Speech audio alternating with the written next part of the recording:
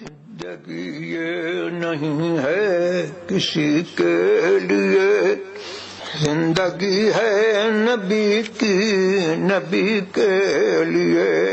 معزز حضرات، السلام علیکم ورحمۃ اللہ وبرکاتہ۔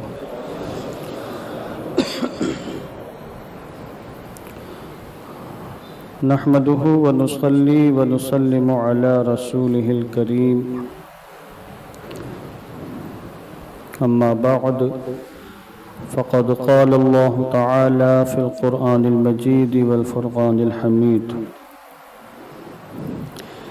ما أفاء الله على رسوله من أهل القرى فلله وللرسول ولذي القربى واليتامى والمساكين وابن السبيل. وقال سيدنا رسول الله صلى الله تعالى عليه وسلم: لا نورث ما تركناه صدقة. صدق الله العظيم وصدق رسوله النبي الأمين الكريم، ونحن على ذلك لمن الشاهدين والشاكرين، والحمد لله رب العالمين. مولاي صل وسلم دائما أبدا على حبيبك خير الخلق كلهم. هو الحبيب الذي ترجى شفاعته لكل هول من الأهوال مقتحم. هو الذي تم معناه وسورته ثم اصطفاه حبيبا بارئ النسم، منزه عن شريك في محاسنه فجوهر الحسن فيه غير منقسم. يا رب بالمصطفى بلغ مقاصدنا واغفر لنا ما مضى يا واسع الكرم. آئیے دل لگا کر حضور رحمت عالم جان عالم فخر بنی آدم سید الانبیاء والمرسلین حضور احمد مجتبی محمد مصطفیٰ صلی اللہ علیہ وسلم کی مقدس بارگاہ میں درود و سلام کا ہدیہ محبت پیش فرما لیں۔ اللہم صلی علی سیدنا مولانا محمد طب القلوب ودوائها وعافیة الابدان وشفائها ونور الابصار وضیائها، صلاة و سلاما علیک یا رسول اللہ صلی اللہ تعالی علیہ وسلم۔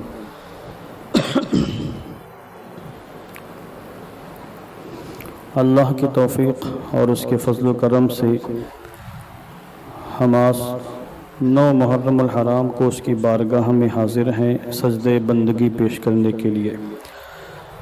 اللہ عز و جل ہم سب کی حاضری قبول فرمائے اور اس نماز جمعہ کو ہم سب کی بخشش کا، نجات کا سامان بنائے۔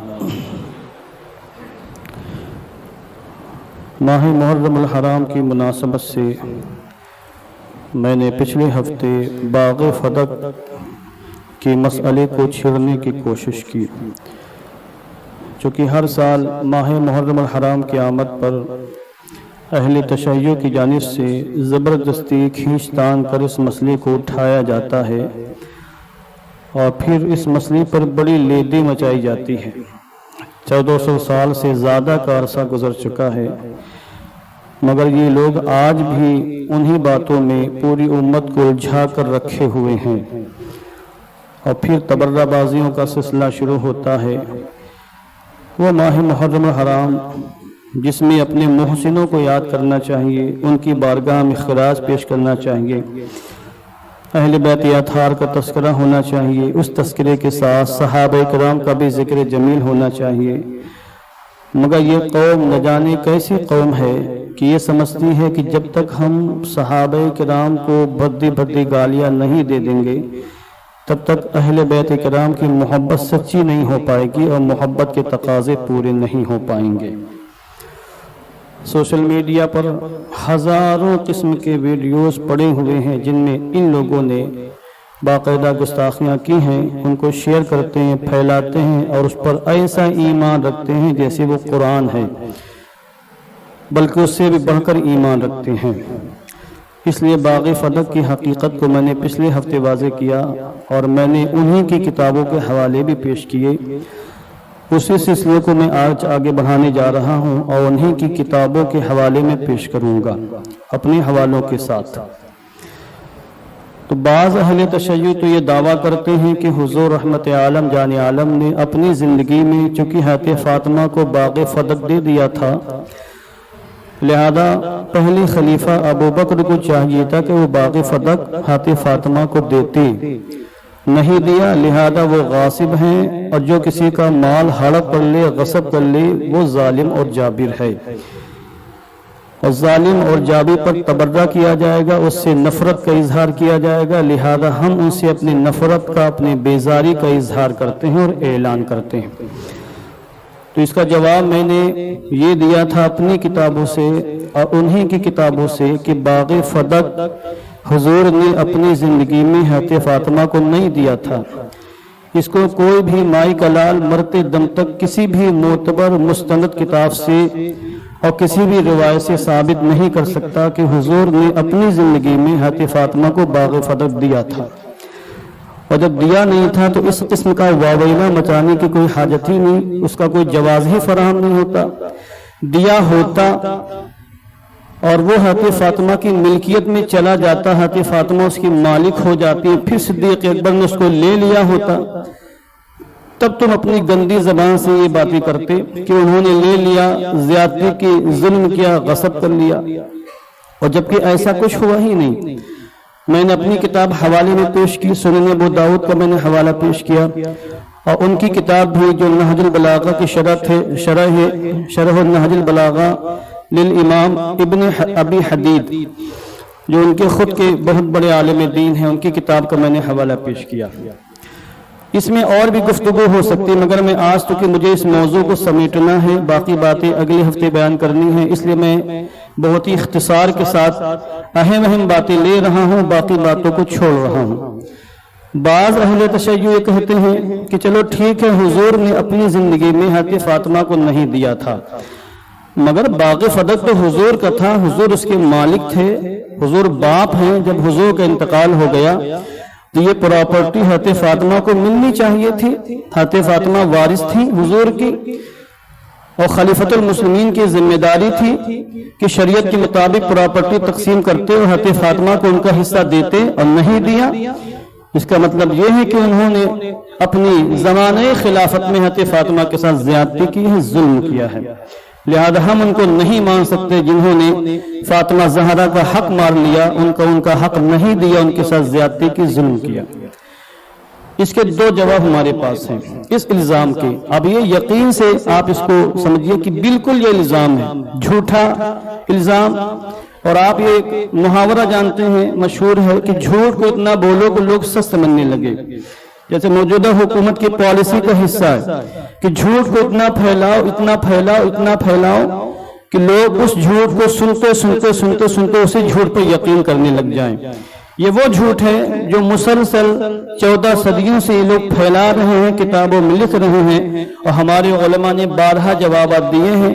ان جوابات کے ان کے پاس کوئی جواب نہیں، بس یہ کہ جھوٹ پھیلاتے جاؤ اور لوگوں کو صحابہ کرام کے در سے دور کرتے چلے جاؤ۔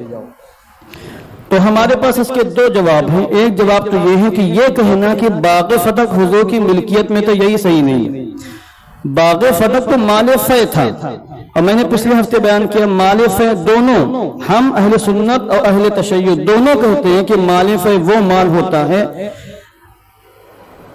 الذي يؤخذ من الكفار بدون القتال، جو مال کافروں سے جنگ کیے بغیر حاصل ہو جائے۔ جہاد کے بعد، جنگ کے بعد جو مال ملتا ہے کافروں کا، اس کو مال غنیمت کہا جاتا ہے، اور بغیر جنگ کے کفار مسلمانوں سے ڈر کر، مغلوب ہو کر یا صلح کر کے مسلمانوں کو مال دے دیں، وہ مال فے کہلاتا ہے۔ اور مال فے مال وقف ہوتا ہے، یہ مسلمانوں کا مال وقف ہوتا ہے، اسے مسلمانوں پر خرچ کیا جاتا ہے، اس کا کوئی مالک نہیں ہوتا ہے۔ جو امیر ہوتا ہے وہ نگراں ہوتا ہے، متولی ہوتا ہے۔ جیسے مسجد کی جو پراپرٹی ہوتی ہے اس کا کوئی مالک نہیں ہوتا، مال وقف ہوتا ہے، اور جو مسجد کے ٹرسٹی ہوتے ہیں، متولی اور نگراں ہوتے ہیں، وہ مالک نہیں ہوتے ہیں۔ مسئلہ آپ جانتے ہیں۔ تو یہ باغ فتح مال فتح حضور کی ملکیت میں تھا ہی نہیں، اور جب حضور کی ملکیت میں تھا ہی نہیں تو اس میں وراثت جاری کرنے کا مطالبہ کرنا اور پھر اس مطالبے کو لے کر حضرت صدیق اکبر کی شان میں گستاخی کرنا، اس کا جواز کہاں سے فراہم ہو گیا؟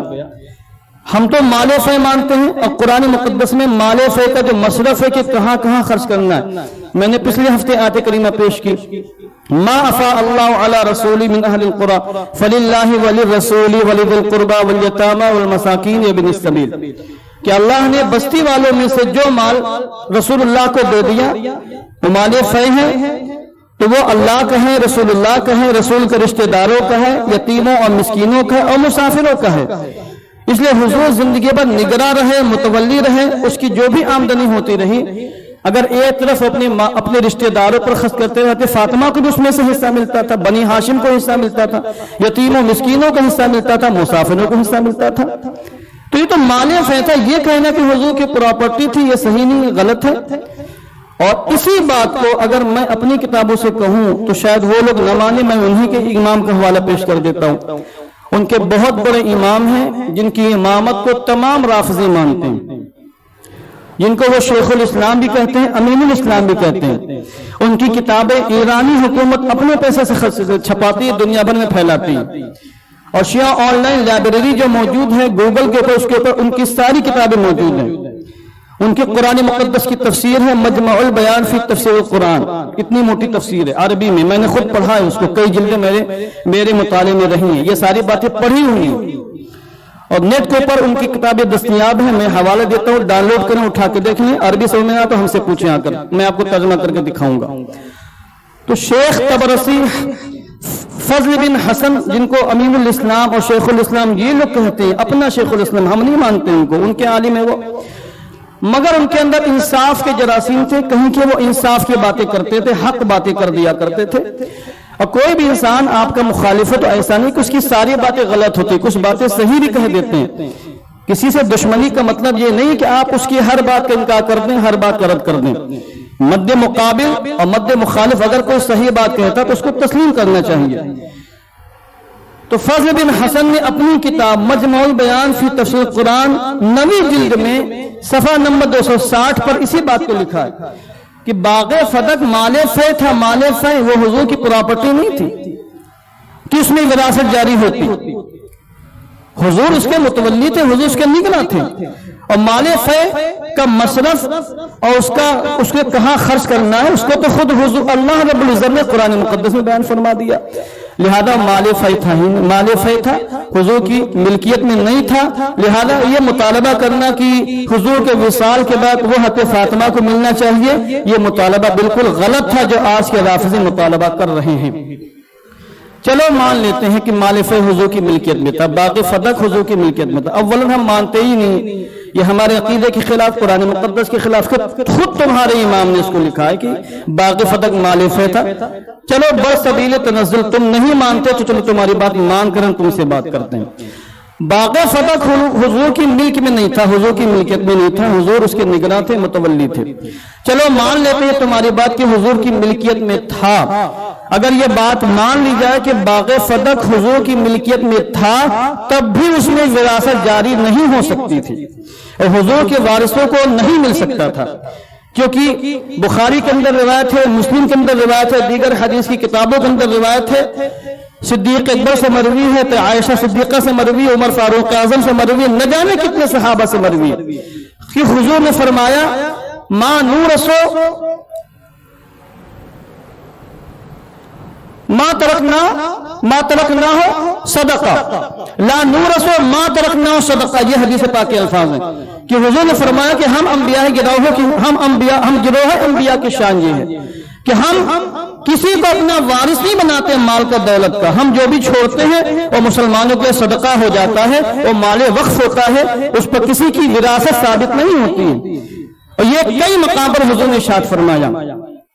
تو ہم کہتے ہیں کہ اگر باغ فدق حضور کی ملک میں تھا تو حضور کے وفات کے بعد اس میں کسی کی وراثت جاری نہیں ہو سکتی تھی، اسی لیے حضرت صدیق اکبر نے اس میں وراثت جاری نہیں کی۔ صدیق اکبر نگراں رہے، متولی رہے، اس کی جو بھی آمدنی ہوتی تھی قرآن مقدس کے اندر اس آمدنی کا جو مد بیان کیا، صدیق اکبر اسی مد میں آمدنی کو خرچ کرتے رہے۔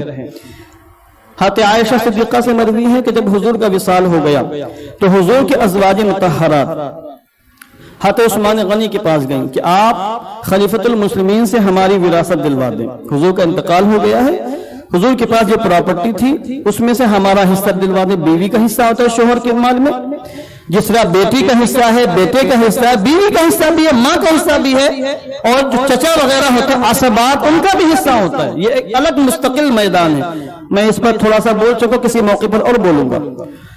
تو حضرت عائشہ صدیقہ نے ان سے کہا، جب ان کو پتہ چلا عائشہ صدیقہ کو کہ ازواج مطہرات حضرت عثمان غنی کے واسطے سے حضور کی وراثت سے حصہ مانگ رہی ہیں، تو حضرت فاطمہ نے سب کو جمع کیا، کیونکہ حضرت فاطمہ تمام ازواج میں سب سے بڑی فقیہہ، سب سے بڑی عالمہ تھی۔ آج دین اسلام کا 1/3 حصہ حضرت فاطمہ کے ذریعے سے ہم تک پہنچا ہے، بلکہ عورتوں کے جو بھی مسائل ہیں وہ سارے مسائل حضرت عائشہ صدیقہ کے ذریعے سے ہم تک پہنچے۔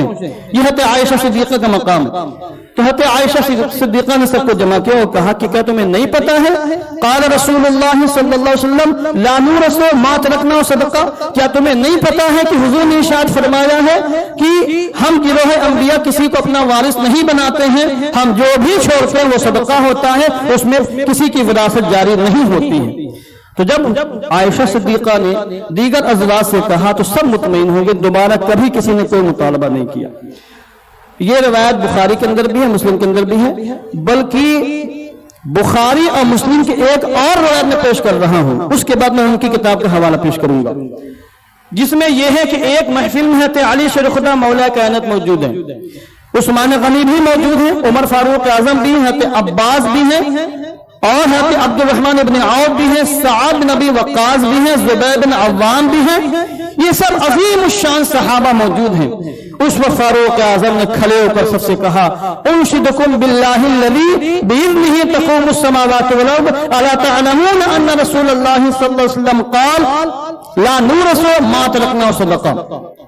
تمام صحابہ جو موجود تھے، عمر فاروق اعظم نے ان کے سامنے کہا میں تم سب کو اس اللہ کی قسم دے کر پوچھتا ہوں تم سب سے جس کے حکم سے آسمان اور زمینوں کا نظام قائم ہے، آسمان بھی قائم ہے، زمین بھی قائم ہے، اس کے اذن سے، اس کی مرضی سے، اس کی مشیت سے، میں تم سب کو اس کی قسم یاد دلاتا ہوں۔ تم بتاؤ کیا حضور نے یہ نہیں ارشاد فرمایا کہ ہم گروہ انبیاء کسی کو وارث نہیں بناتے ہیں، ہم مورث نہیں ہوتے، جو بھی چھوڑتے ہیں وہ صدقہ ہوتا ہے؟ تو سب نے کہا نعم، ہاں ہم گواہی دیتے ہیں، یقیناً حضور نے ایسا ارشاد فرمایا۔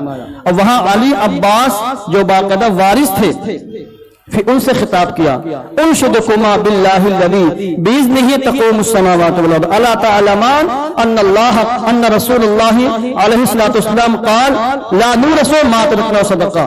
عمر فاروق اعظم نے بالخصوص حضرت عباس سے کہا کہ پراپرٹی میں ان کا بہت بڑا حصہ بنتا تھا، چچا تھے وہ، کہا کہ اے امی رسول اکرم، اے رسول اللہ کے چچا اور داماد مصطفیٰ اے علی، میں تم دونوں کو اس اللہ کی قسم دے کر پوچھتا ہوں جس کے اذن سے زمین و آسمان کا نظام قائم ہے، تم بتاؤ کیا رسول پاک نے یہ نہیں فرمایا کہ ہم کسی کو وارث نہیں بناتے ہیں، جو بھی چھوٹے صدقہ ہوتا ہے؟ دونوں نے کہا ہاں ہم گواہی دیتے ہیں کہ یقیناً حضور نے ایسا ارشاد فرمایا۔ یہ سب ہماری کتابوں کے اندر روایتیں موجود ہیں، اور ان روایتوں کے صحیح ہونے کی سب سے ٹھوس، سب سے مضبوط دلیل یہ ہے کہ حضرت عثمان غنی کے شہید ہو جانے کے بعد جب ارباب حل و عقد نے کبار بڑے بڑے صحابہ نے حضرت علی مولا کائنات سے گزارش کی کہ آپ خلافت کو تسلیم فرما لیں، اولاً آپ راضی نہ ہوئے مگر آپ پر اصرار کیا گیا، پریشر بڑھا تو آپ تیار ہوئے۔ علی مولا کائنات جب خلیفہ بنے تو اس وقت علی مولا کائنات نے کسی کو اس باغ فدق سے کوئی حصہ نہیں دیا۔ حضرت فاطمہ کا انتقال ہو چکا تھا، حضرت علی شوہر تھے اور بیوی کی پراپرٹی میں شوہر کا حصہ ہوتا ہے، مگر حضرت عباس زندہ تھے، یہ ازواج مطہرات وہاں زندہ تھی، حضرت ام سلمہ زندہ تھی، کئی اور موجود تھی، تو جو لوگ بھی حضور کی وارث بن سکتے تھے، حضرت علی مولا کائنات نے خلیفہ بننے کے بعد باغ فدق میں سے ان میں سے کسی کو حصہ نہیں. امام حسن و حسین موجود ہے، آپ کے شہزادے. اگر فاطمہ کا حصہ ہوتا تو ان کے وصال کے بعد امام حسن و حسین وارث بنتے کہ نہیں بنتے؟ مگر علی شیر خدا مولا کائنات نے باغ فدق میں سے ان دونوں کو بھی حصہ نہیں دیا. آپ متولی ہے، نگراں رہے، حتیٰ کہ آپ کی شہادت کے بعد امام حسن و حسین کے پاس باغ فدق رہا تو انہوں نے بھی بطور متولی کے کام کیا ہے، بطور نگراں کے کام کیا، اپنا حصہ نکالا نہیں اس میں سے. اور یہ ساری باتیں وہ ہیں جن کو شیعہ بھی تسلیم کرتے ہیں، انکار نہیں کر سکتے. اور رہی یہ بات کہ یہ روایتیں ہماری کتابوں کے اندر ہیں، تو کیا رافضیوں نے اس کو لکھا ہے؟ میں حوالہ پیش کر دیتا ہوں، ان کی کتاب اصول کافی اٹھا کے دیکھیں.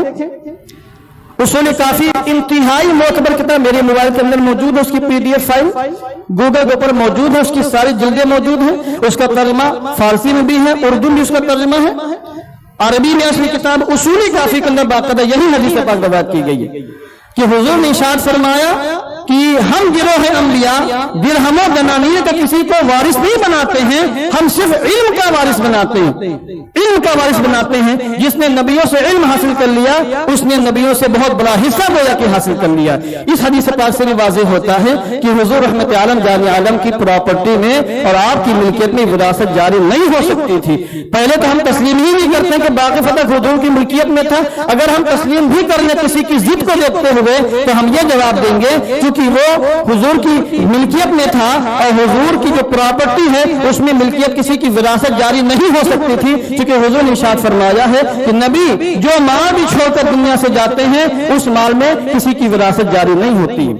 لہذا یہ مطالبہ ہی غلط ہے، یہ کہنا ہی غلط ہے کہ باغ فدق حضور کی ملکیت میں تھا، لہذا ان کے وصال کے بعد حضرت فاطمہ زہرا کو ملنا چاہیے تھا اور حضرت صدیق اکبر نے فاطمہ زہرا کو نہیں دیا ہے. لہذا نہ دے کر انہوں نے زیادتی کی ہے، ظلم کیا ہے. لہذا ہم ان کو مسلمانوں کا امیر نہیں مان سکتے، مسلمانوں کا خلیفہ نہیں مان سکتے. درود پاک پڑھیں. اللہم صلی علی سیدنا مولانا محمد وبارک وسلم. صلاۃ و سلام علیک یا رسول اللہ.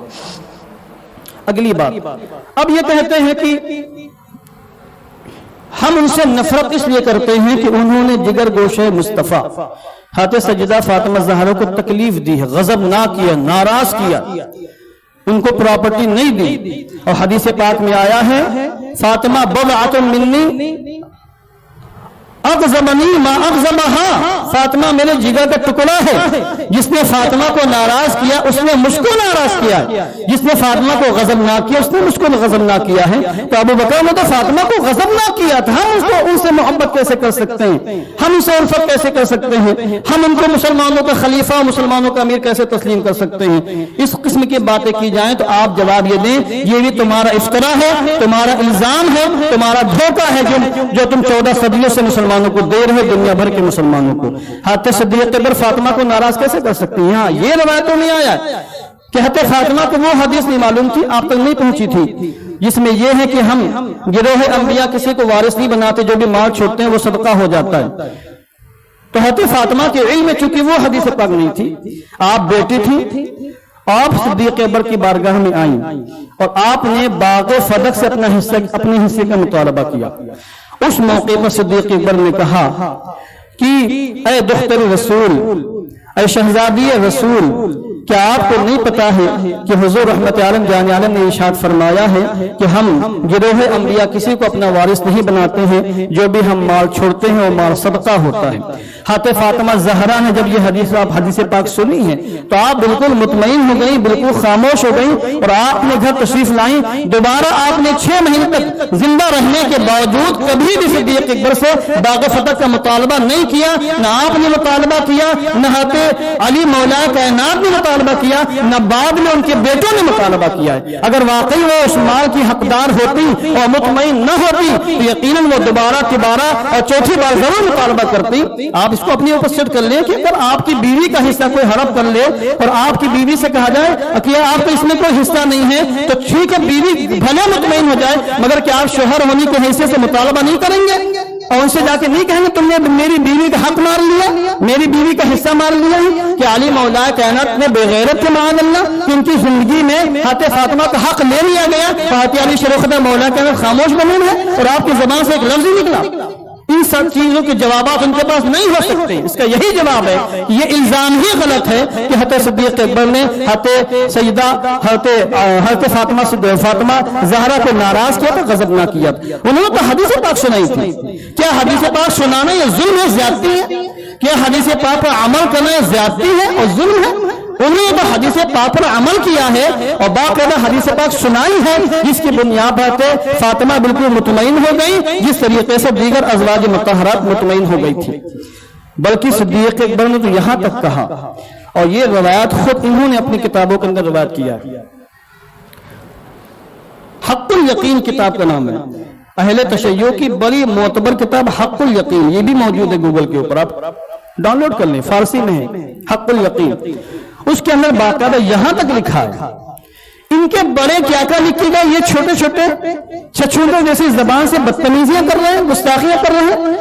حق الیقین کے رافضی مصنف نے، مؤلف نے، رائٹر نے یہاں تک لکھا ہے کہ جب حضرت سیدہ فاطمہ زہرا صدیق اکبر کے پاس گئیں تو انہوں نے حدیث پاک سنا دی اور یہ کہا کہ آپ تو امت کی سردار ہیں اور امت کے سیدہ ہیں، آپ پر میرے ماں باپ قربان ہیں، اس میں آپ کا حصہ ہی نہیں ہے. یہ تو آپ کے حضور والد محترم نے خود بیان فرمایا کہ جو بھی ہم چھوڑیں گے وہ مسلمانوں کو صدقہ ہوگا.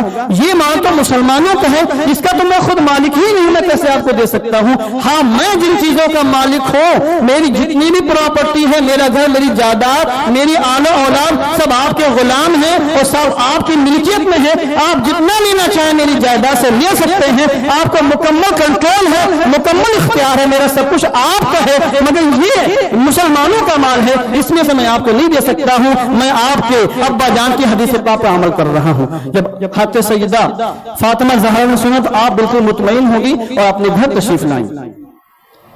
یہ روایت خود رافضی نے اپنی کتابوں کے اندر درج کی ہے اور یہ بکواس کرتے ہیں آج کے ذاکر گلا پھاڑ پھاڑ کے اور حضرت صدیق اکبر پر تبرہ کرنے کا جواز پیش کرتے ہیں کہ چونکہ انہوں نے حضور کے شہزادی کا دل دکھایا تھا، تکلیف دی تھی، لہذا ہم بھی جو ہے ان کو تسلیم نہیں کر سکتے ہیں. جو حضور کو ناراض کرنے والا ہو ہم اس کو کیسے تسلیم کر لیں اور دل میں اس کی محبت کا چرا کر شروع کر لیں. تو اس قسم کی بکواسوں کو سمجھنا چاہیے اور ہر نوجوان کو، ہر سنی نوجوان کو اتنی معلومات تو حاصل ہونی چاہیے کہ اسلام کی بنیادی نظریات کیا ہیں، بنیادی افکار کیا ہیں. ہمارے نوجوان لا علمی کی بنیاد پر ان کی محفلوں میں جاتے ہیں، ان کی مجلسوں میں جاتے ہیں اور روتے بھی ہیں، دہانے بھی مارتے ہیں، مرثیہ بھی پڑھتے ہیں، سنتے ہیں، ماتم بھی کرتے ہیں، تعزیداری بھی کرتے ہیں اور ان کو پتہ تک نہیں کہ ان کے افکار و نظریات کیا ہیں. ہم خلفائے راشدین کے حوالے سے، صحابہ کرام کے حوالے سے ٹائم ہو گیا. آخری بات کر رہے ہیں، اور باتیں ہمارے پاس موجود ہے، وقت قلیل ہے، اسی ہفتے اس کو سمیٹنا ہے. یہ کہتے ہیں کہ صدیق ناراض ہونے کی دلیل یہ ہے کہ زندگی میں بات نہیں کی اور جب وصال ہو گئے حضرت سیدہ فاطمہ زہرا کا تو وصیت کر گئی کہ خبردار میرے جنازے میں ابو بکر شریک نہ ہونے پائیں. یہ بھی بکواس الزام ہے. معتبر روایتوں سے ثابت ہے کہ جنازہ خود صدیق اکبر نے پڑھایا. علی مولا کائنات کے بارے روایتیں ہیں، بعض روایتیں ہیں کہ انہوں نے پڑھایا، مگر صحیح روایتیں، مستند روایتیں یہ ہیں کہ حضرت ابو بکر صدیق نے حضرت فاطمہ کا جنازہ پڑھایا تھا. یہ کیسی باتیں کر رہے ہیں کہ جنازے میں شریک نہیں ہوئے؟ اور وہ خلیفۃ المسلمین کے پورے عالم اسلام کے خلیفہ تھے، وہ کیسے جنازے میں شریک نہیں ہو سکتے اور ان کے بغیر جنازہ کیسے ہو سکتا ہے؟ اس کی میں موٹی سی مثال دیتا ہوں. امام حسن شہید کر دیے گئے مدینہ منورہ میں، زہر دیا گیا. کس نے دیا، کیسے دیا، وہ الگ میٹر ہے. زہر دیا گیا، آپ شہید کر دیا گیا. امام حسین موجود ہے مگر امام حسین نے جنازہ نہیں پڑھایا. کس نے پڑھایا؟ ایک انتہائی کم نصیب انسان نے، دشمن اہل بیت، جس کو دنیا مروان ابن حکم کے نام سے جانتی ہے اور آپ نے غالباً سنا بھی ہوگا یا آج یہ کل سنیں گے حضرت کی زبانی. مروان نے جنازہ پڑھایا امام حسن کا، مروان نے. اور امام حسین نے کہا بھی اس سے کہ اگر تم مدینے کا حاکم نہ ہوتا اور شریعت اسلامیہ کا حکم نہ ہوتا کہ جو امیر وقت ہوتا ہے وہ وارث، وہ ولی ہوتا ہے، تو میں کبھی بھی تم کو اپنے بھائی کا جنازہ پڑھانے نہ دیتا. امام حسین پیچھے رہے، مروان نے جنازہ پڑھایا. تو وہ تو مدینے کا امیر تھا، اس نے جنازہ پڑھایا چونکہ وہ ولی تھا. تو امیر المومنین خلیفۃ المسلمین صدیق اکبر پورے عالم اسلام کے امیر، پورے عالم اسلام کے خلیفہ، کیا ان کی موجودگی میں یہ تصور کیا جا سکتا ہے کہ علی شیخ خدا مولا کائنات نے ان کو بتایا بغیر جنازہ پڑھا دیا؟ لہذا عقل اس کو تسلیم نہیں کرتی. یہ بات الزام ہے، غلط ہے. دوسری بات، اگر مان بھی لیا جائے کہ ابو بکر صدیق جنازے میں شریک نہیں تھے تو جنازے میں شریک نہ ہونے اس بات کی دلیل ہو سکتی ہے کہ حضرت فاطمہ زہرا سے ناراض تھی. اگر اس بات کی دلیل ہے کہ ابو بکر صدیق جنازے میں شریک نہیں ہوئے لہذا ثابت ہو گیا کہ سیدہ ان سے ناراض تھی، تو آؤ میں تم کو جواب دیتا ہوں. خود تمہاری کتابوں کے اندر لکھا ہوا ہے، جلال العیون ان کی کتاب ہے، اس کے اندر خود درج ہے کہ رات کی تاریکی میں حضرت فاطمہ زہرا کا جنازہ ہوا اور اس جنازے میں فقط 7 لوگ شریک ہوئے. حضرت علی مولا کائنات نے جنازہ پڑھایا. حضرت علی کے علاوہ حضرت سلمان فارسی موجود ہیں، مقداد بن اسود موجود ہیں، ابو ذر غفاری موجود ہیں، عمار ابن یاسر موجود ہیں، حذیفہ ابن یمان موجود ہیں. کل 7 لوگ موجود تھے جنازے میں. حضرت عباس کہاں گئے تھے؟ ابن عباس، حضرت عبداللہ ابن عباس کہاں تھے؟ حضرت قاسم ابن عباس کہاں تھے جنہوں نے حضور کی قبر کھودنے کا شرف حاصل کیا تھا؟ حضرت عبداللہ ابن مسعود اور حضرت امام حسن امام حسین اگرچہ چھوٹے بچے تھے مگر جنازے میں شریک ہو سکتے تھے. یہ لوگ کہاں تھے؟ اور پھر وہ کئی صحابہ جن کو رافضی صحابہ مانتے ہیں وہ لوگ جنازے میں کہاں رہے؟ ماں کا جنازہ حسنین کریمین شریک نہیں ہوئے.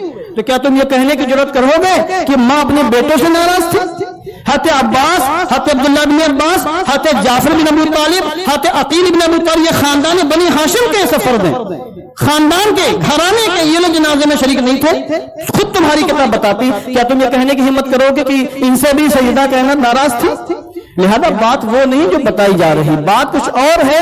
بات کو گول مول کر کے بیان کیا جا رہا ہے اور لوگوں کو دھوکہ دینے کی کوشش کی جا رہی ہے. باقی فتح کا مسئلہ کوئی مسئلہ تھا ہی نہیں. ان کو دل میں چونکہ صحابہ کا بغض تھا اس مسئلے کو مسئلہ بتا دیا، مسئلہ بنا لیا اور پھر صدیوں سے اسی مسئلے کو اچھال اچھال کر صحابہ کرام کے شان میں غلیظ ترین گستاخی کی جا رہی ہیں اور گالیاں دی جا رہی ہیں. اللہ عز و جل ہم سب کو حق بیان کرنے اور حق قبول کرنے کی توفیق عطا فرمائے. وآخر دعوانا ان الحمدللہ رب العالمین. سورہ فاتحہ پڑھ لیں، تیمہ سورہ اخلاص اور اول و آخر درود پاک پڑھ لیں.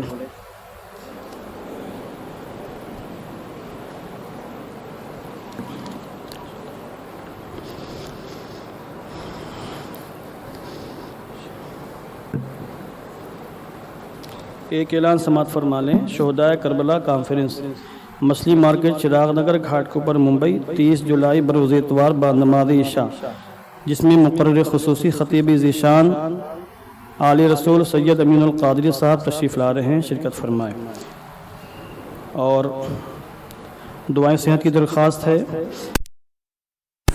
ادھر کیا ہے پتہ نہیں کہاں گیا ہے.